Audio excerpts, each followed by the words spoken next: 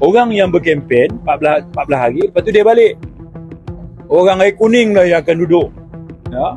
Jadi kalau sepanjang 14 hari ni, ya, naik pentas untuk menjalankan kempen, silakan. Ini pesta demokrasi. Keamanan pihak polis jaga.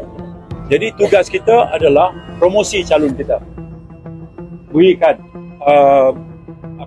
komitmen kita, pledge kita, supaya masyarakat terbanyak boleh buat pindangan. Tapi kalau kita naik pentas dengan nahmaduhu wa nasta'inuhu wa nastaghfiruh, Allahumma salli wa sallim ala, semua cantik, lepas tu maki hamun, habis ya. Mukadimah cantik lah, memuji Allah, selawat atas Nabi, lepas tu kepala otak, kepala bapa, bodoh, habis lah.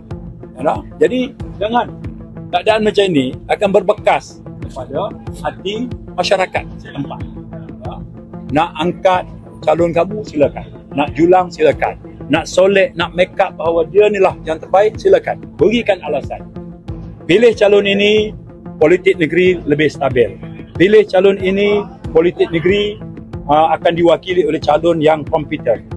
Pilih calon ini, dia akan membawa kepada pembangunan. Dia akan menjadi wakil yang akan membantu menyelesaikan. Terangkanlah. Ya. Tapi pilih calon kami, kerana calon lawan itu parti dia adalah parti yang menyebabkan Islam terancam. Janganlah. The shooting statement macam tu, semua tu adalah bibit-bibit kebencian. Kita kena jauhkan. Okay?